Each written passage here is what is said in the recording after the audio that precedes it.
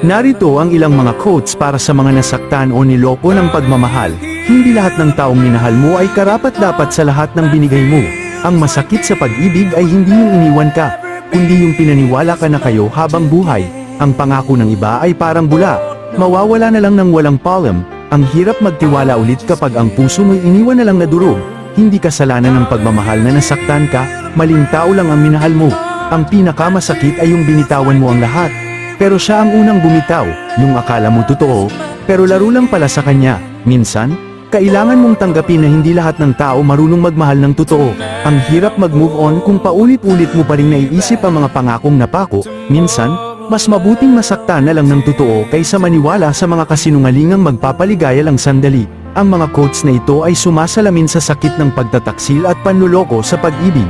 Ngunit tandaan, sa bawat sugat ay may paghilom at sa bawat pagkabigo ay may bagong simula.